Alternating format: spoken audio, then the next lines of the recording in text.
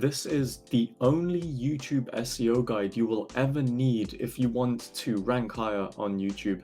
Hi everyone, my name's Itamar Blauer and I'm making this video because I started creating YouTube videos back in 2008 and I've seen over the years how the algorithm has been updating and changing. So if you want to learn how to rank #1 on YouTube this year, next year, at any point in time, this is the video you need to watch. I'm going to be covering everything that you need to know about YouTube SEO. So if you're new here, make sure to click the subscribe button and turn on the notification bell to never miss out on any future SEO videos.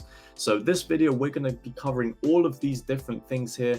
If you follow this step by step, all of these different areas, you're going to be very well equipped into ranking on YouTube. So this is what we're going to be covering in this video. So without further ado, let's begin with this YouTube SEO guide.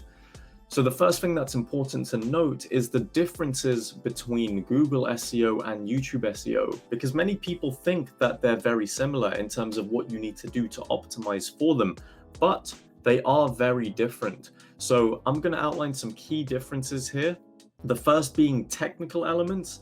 When we consider that all videos on YouTube are uploaded on the same platform, then that means they are technically identical. So the whole concept of technical SEO, which we have for websites, is going to be completely out of the window when it comes to YouTube, because all the videos are hosted on YouTube. So there are no technical differences. There's nothing that you can do technically to optimize your videos, essentially, when we're talking about technical SEO from the perspective of Google. So that's the first difference. Another difference is about off-page SEO. And I don't think that links matter for YouTube as much as they do for Google. And that is, for example, if you're, say, doing link building for a YouTube video, that would be getting links added to it from other websites that will link to the video itself on YouTube. And this could be also related with embeds and embeds on websites, but I think in terms of the kind of link building aspect of things, it doesn't matter that much for YouTube.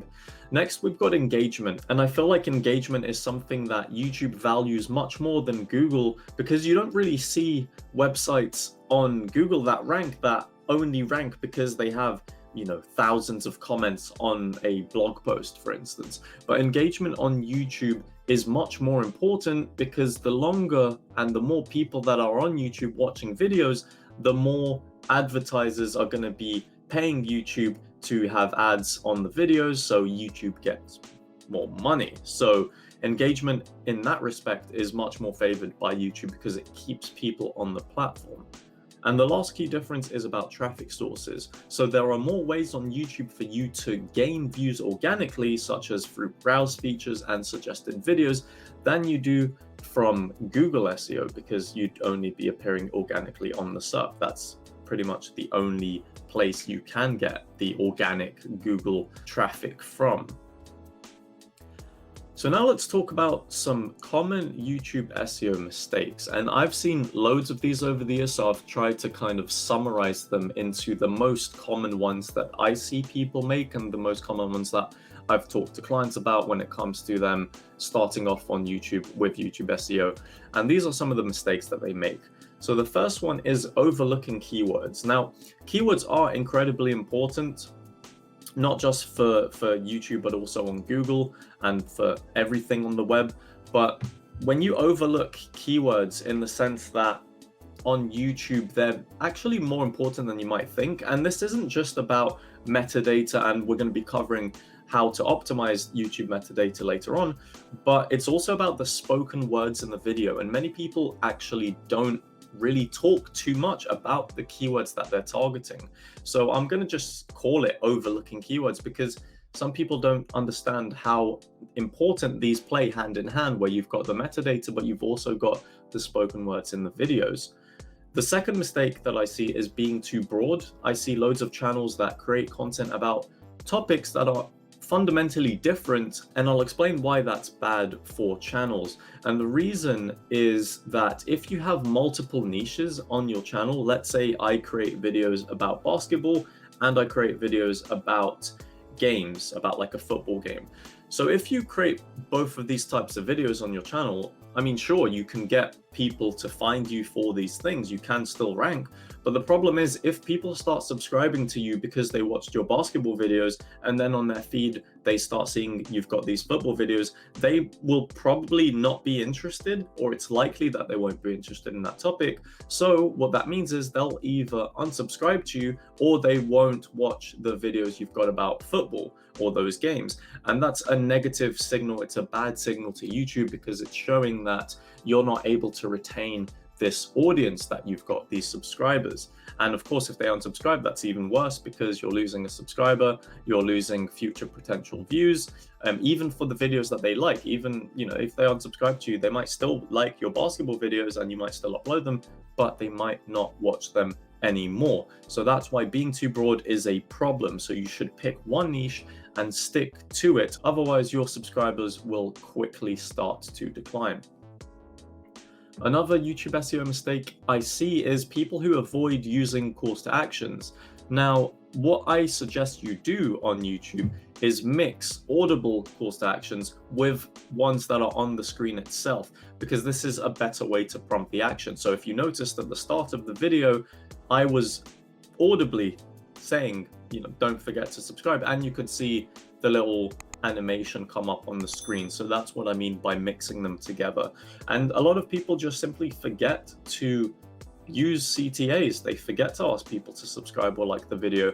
And that's something that is really important because people are going to be used to acting on prompts. So if I'm telling you right now as the viewer, like this video if you haven't already, chances are you're going to like it. And if you haven't liked it, that's just sad. You should like the video, please. But anyway, let's move on to the last YouTube SEO mistake, which is forgetting to add custom thumbnails.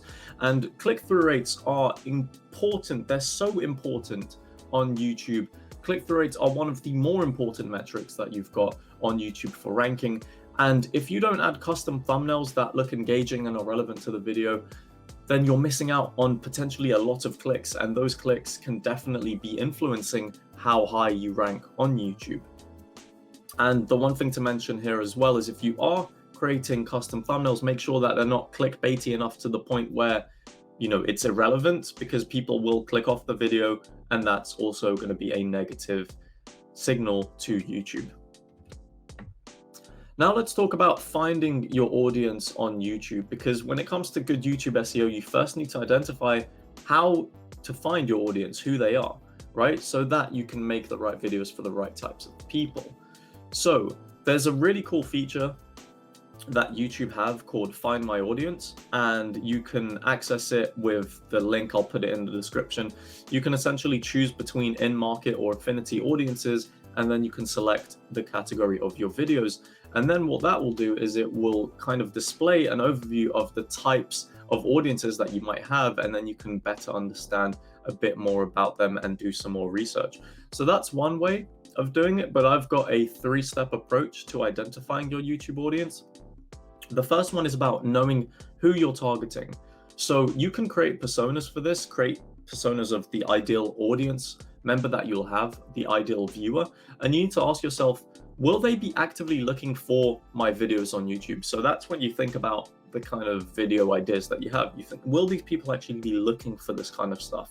And if you don't think they are, do some more research and find ways to sort of tweak that and figure out what they will be wanting to look for. The second thing you need to know is what they're actually searching for. So have a look on YouTube, see what current videos exist, and also check how they perform in terms of their engagement. How many views do they get? How many likes do they get? How many comments do they get?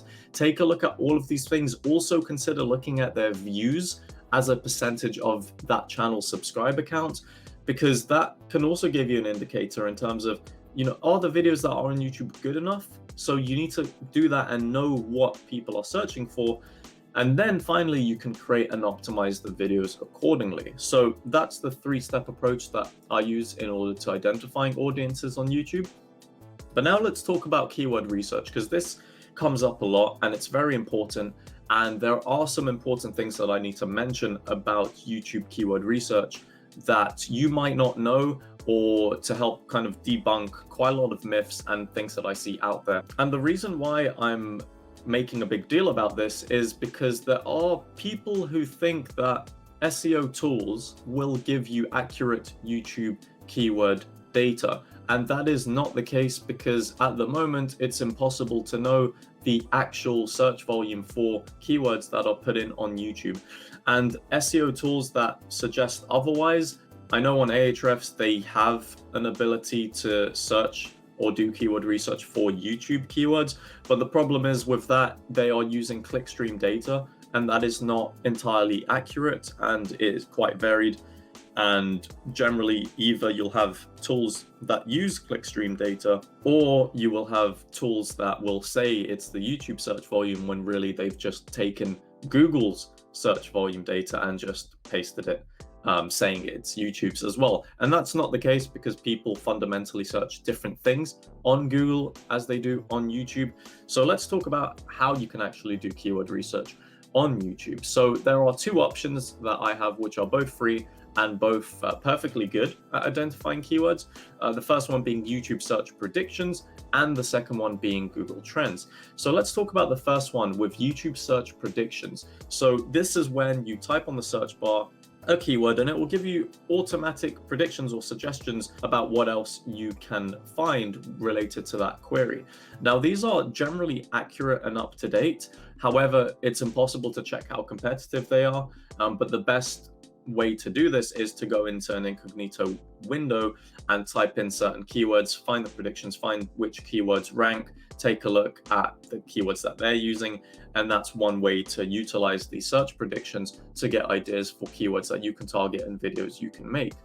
And the second thing you can do is use Google Trends. And Google Trends is great for finding trending topics, and you can specify it for YouTube search specifically. So you can see which topics are trending on YouTube search at any given time period for any different country and all of these things. So you can use this hand in hand with YouTube search predictions in order to get an overall more comprehensive idea about the topics or the things you might want to create videos about. And you can see how trendy these keywords are, essentially. So those are the two ways to do YouTube keyword research. Now here comes quite a chunky part of this YouTube SEO guide, which is about optimizing YouTube metadata.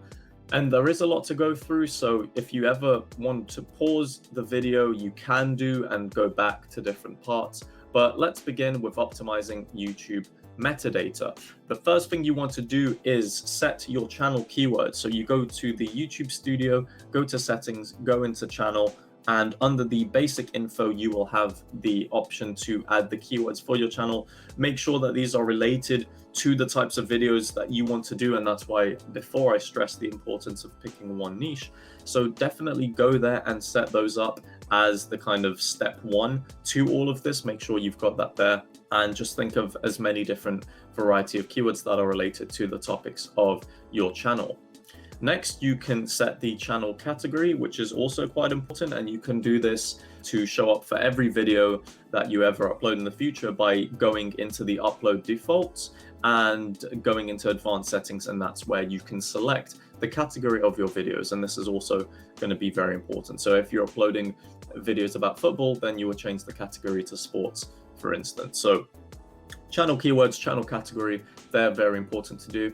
Also go into the channel about tab, and this is where you want to be very descriptive, and the keywords that you put here are essentially going to validate your content topics as well. So you should definitely be descriptive about the types of videos you're going to be uploading, and also it gives more of an overview in terms of you as a video creator and what people can expect. Here you can also insert relevant links to your social media, etc., and enter more details, for example, your business inquiries email address and your country. Now the video title, and this is probably one of the two most important things when it comes to relevancy, because it influences click-through rate.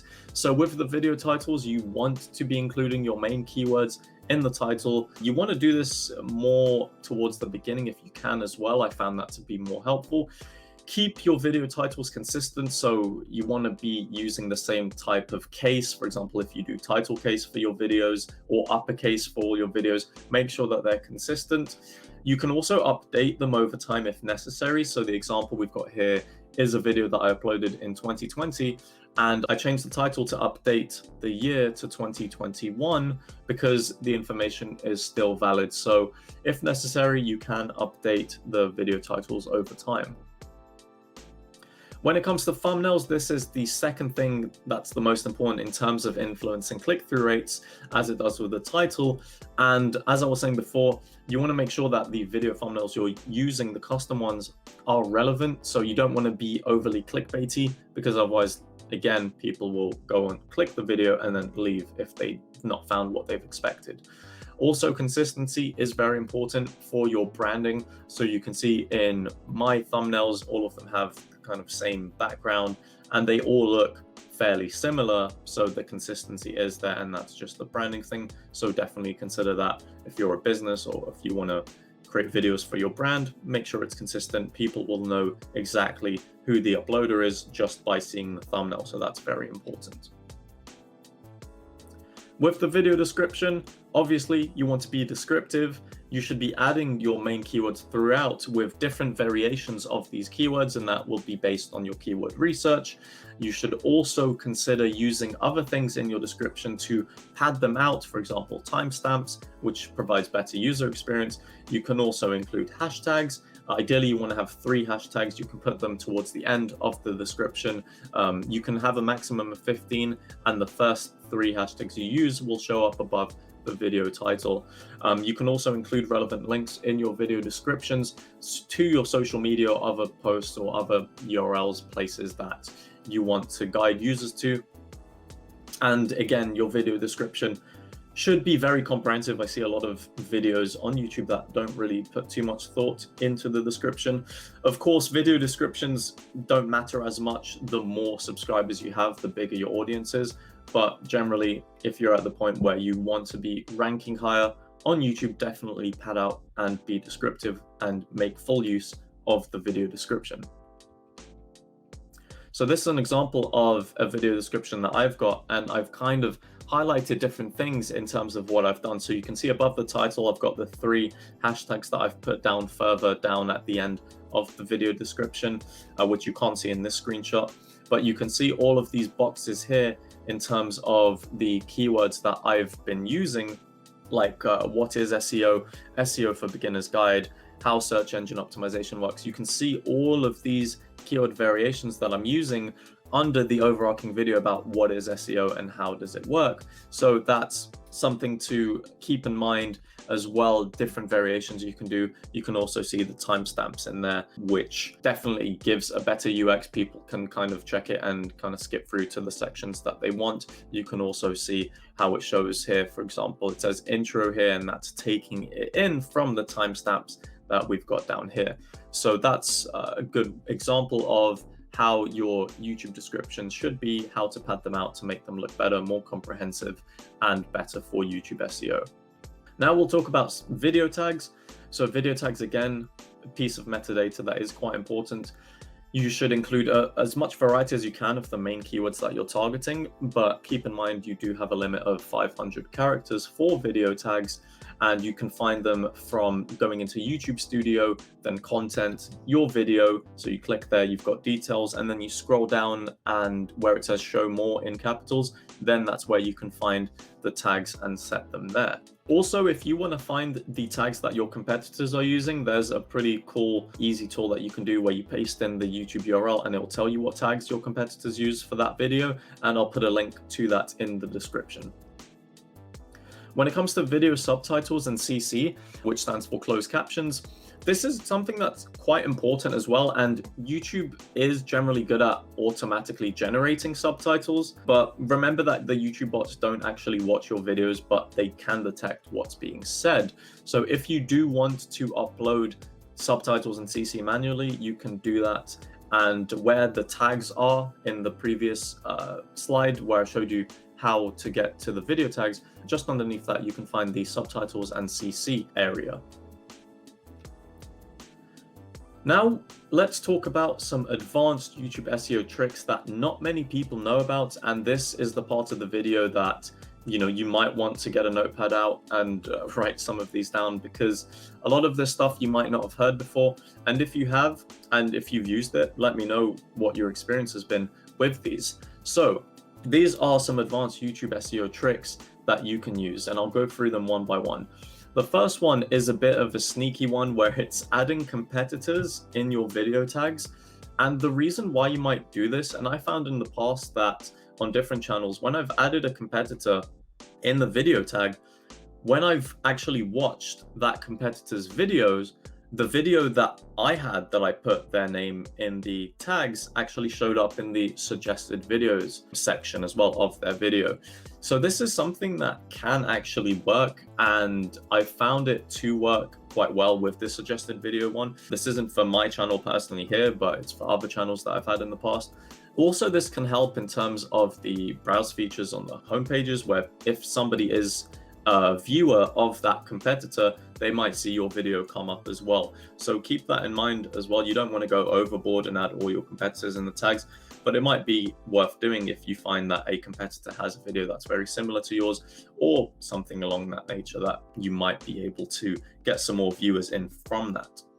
The second advanced YouTube SEO trick is about optimizing the video and thumbnail file names. And not many people actually do this. You'd be surprised how many people will upload, for example, a custom thumbnail, and the image that they upload is img2020.jpg. And these are things that you can optimize. You can add keywords to, the thumbnails and the video file names. Definitely be optimizing them before you choose to either upload the video or upload the thumbnail. Commenting on your competitors' videos is another one that I think is really good, because with this one, you're getting yourself out there essentially to audiences of your competitors who most likely are going to be interested in the videos that both you and your competitors are making. So when you comment on your competitors' videos, you want to do it in a way that's not just commenting for the sake of it. You want to add something that's a bit thought-provoking, something specific that you may have liked about the video to get the conversation going, because most likely these types of videos will get the most likes and engagements and replies, which means they'll be boosted up to the top of the comment section. So more of your competitors' audience are seeing you and your brand, and they might very well go onto your channel, watch your videos, and even subscribe. So that's a way where you can actually get new viewers, new audiences, new subscribers from that. You can also use cards and end screens, but many people do use them, but they don't use them correctly. And the reason why I say that is many people will put up an end screen at the end of the video when they're still talking about the video itself, when they haven't got some kind of layout or template for an outro where they can have the end screens overlaid in there. And this is just what I mean by using cards and end screens correctly, because if you do have a dedicated outro image or video at the end of your video that you can put the end screens on there, that can definitely help get people to watch more videos or perform these actions. And it's also much better when you're putting end screens, is to make sure that the modules are related to that video is that they were watching. So for example, if you're uploading a video about YouTube SEO, it would make sense to have one module of the end screen be about anything else that's related to YouTube SEO or video marketing that you've got, and then people will easily be able to watch more of these videos and be more engaged. And this retention is something that's very important to YouTube SEO as well. And again, the same thing with cards. I don't see that many people using cards, but definitely make sure that if you've got a video that's and you're talking about something that's relevant, or you're referencing an older video that you've got, you can add the card there and then so people can click and easily check out that video. Another thing you can do is set the video's location, and this is more important if you're a local business and you're creating videos about your business and what you do. You can set the video location and you can be very specific to where it is, so that can be helpful for people who are searching locally or geographically for a particular thing or for your content or whatever. So definitely more important for local businesses, but you can set the video's location, and that's something that, again, not many people do.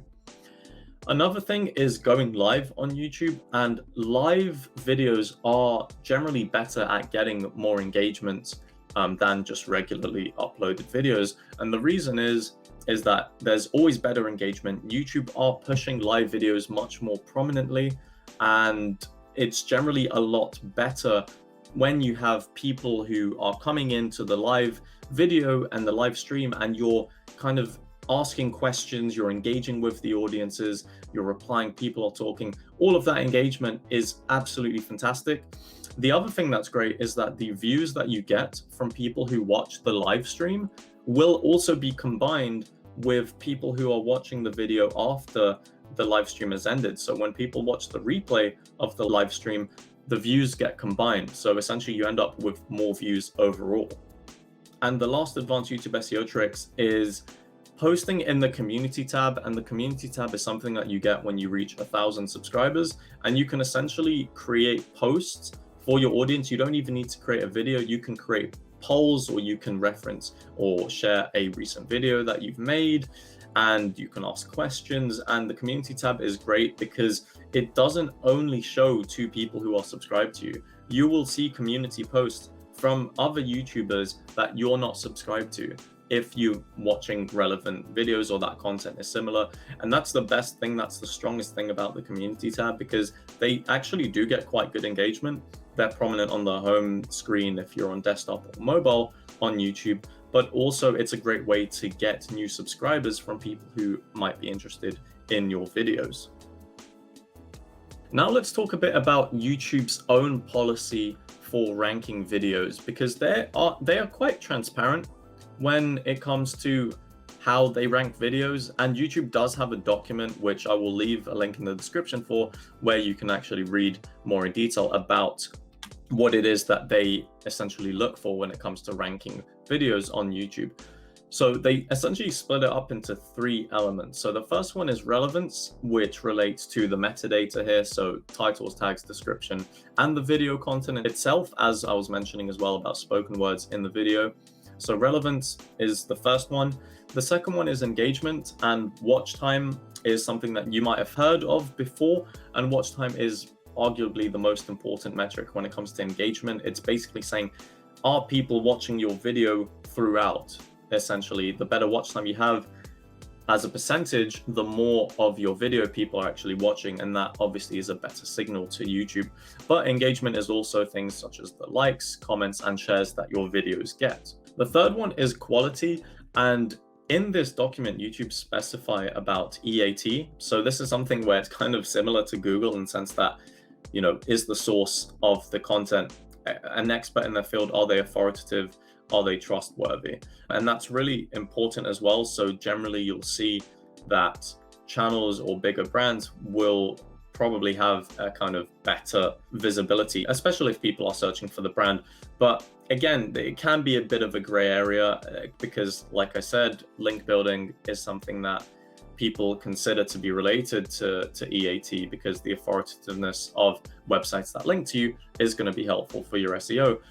But on YouTube, I'm not sure exactly how this works, but quality can also mean different things. And I've interpreted quality to be even the subscribers that you get from a particular video. That could be seen as a quality factor for that video if people subscribe after watching it. So with quality, it's a bit of a gray area, and there'll be ways for YouTube to better test the quality of videos, and I'll explain more about that towards the end of this guide. But these are the official YouTube SEO ranking factors. And again, you can take a look at the source. I'll leave it in the description where you can read more about that.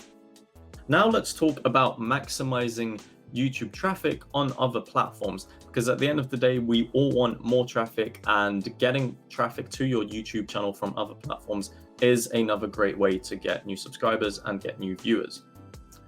So if you want to share your YouTube videos effectively, you can use your professional network, but only if they're interested in your content. For example, if you're on LinkedIn and you upload SEO videos and you've got a bunch of people who are on your LinkedIn and are related or connected with you and they work in the SEO industry, then that might be a great way to get some viewers if you're sharing your content directly onto there. You can also use the videos to add value in online forums such as Reddit and Quora, where people generally ask questions and talk about specific topics. Then you can use your videos as a way to add value to them if you're putting them there as a response to a question, for example. Also, consider that when you're sharing your YouTube videos on social media platforms that's not YouTube, consider rendering bite-sized clips and upload them natively on these different social media platforms, because that will get you better engagement. It's much better than simply pasting the YouTube URL link and just leaving it as that, because the platforms, you'll generally get better engagement when you upload native videos. And again, you can also add another post or add a comment that has the full YouTube video link there as well, so people can click through and watch the video on YouTube. And when you upload the bite-sized clips, it does act like a trailer. So if it's good enough and people are interested, you'll get more clicks, people watch the videos, you might get new subscribers. Also consider the discussion tab, and I'm pretty sure this changes to the community tab once you've got 1,000 subscribers, but if you've got less than that, there is the discussion tab, and there you can talk to your audience and get discussions going, and that can be quite nice to get more people to either watch a video they might have missed, or you can prompt them to maybe share it with their friends or other people they know. So that can be something that's quite nice to do as well if you want to share your YouTube videos. And the last one as well is when we're talking about social media posts and when you're uploading, let's say, bite-sized clips, do add relevant hashtags to these posts, because that will better improve your impressions, and also you'll be getting more people to see that content that are probably going to be interested in watching that video and clicking through to your YouTube channel. So these are some ways of sharing your YouTube videos effectively. And the last thing, or the last part of this YouTube SEO guide, is talking about the future of YouTube SEO and how much it might change in the future. And the kind of main thing to think about here is, YouTube do add features over time, but how many more features can they add, or which will maybe change the landscape a little bit? And something that they've done fairly recently is about getting prompts to show up on the homepage about a video that you've watched, and YouTube is going to ask you what you thought of that video out of 5 stars, and also explaining why through the checkboxes of different reasons. Now, I feel like something like this is a better way for YouTube to judge the quality of a video. And as I was saying previously, with the third thing that YouTube have in their policies of how they rank, so they've got quality there. This can be directly related to quality, because here they're essentially asking you about the quality of that video that you've watched. And this is quite interesting, and I feel like with something like this, they are implementing more quantitative methods of identifying video quality. So that is something to keep an eye out on, definitely, because there aren't really, you don't hear about YouTube algorithm updates in the same way that you hear about Google algorithm updates. So it's very tricky sometimes to kind of understand what's been changing in terms of YouTube SEO. But if there's one thing that you should definitely focus on if you want to improve your rankings on YouTube, is focus on the engagement. Focus on the videos that you're making and making sure that they are as engaging as possible, that users or viewers are going to watch the entire videos, they're going to be satisfied with them, they're going to give you a like, they're going to comment. All of this engagement is absolutely fundamental on YouTube as well. So if there's one thing that you get from this YouTube SEO guide, is focus on the engagement of your videos more than anything else, I would say. And again, that all just comes down to how good your videos are. So, that's just entirely up to you, I suppose. But that's pretty much it for this YouTube SEO guide. I really, really do hope that you found it useful and you found it helpful and you've learned some things about YouTube SEO. And it would mean a lot to me, if you haven't already, if you could like this video and also share it with other people who you think this could help as well. And also leave a comment below with what the most interesting part of this video was for you. So let me know kind of what you've learned, or the things that you didn't know, because I'd just be interested to kind of see what people have known or hadn't known already about YouTube SEO, because I feel like there's a lot of stuff out there, and sometimes people don't really cover everything. So I've tried to make this video as comprehensive as it could be. So thanks again for watching this video. I've been Itamar Blauer, and I will see you in the next one. Hey, you've reached the end of this video, but don't worry, there's plenty more great content that you can watch right now. All you have to do is click one of the 2 video links on the left side of the screen. And also, if you haven't already, make sure to subscribe and turn on the notification bell to never miss out on future uploads.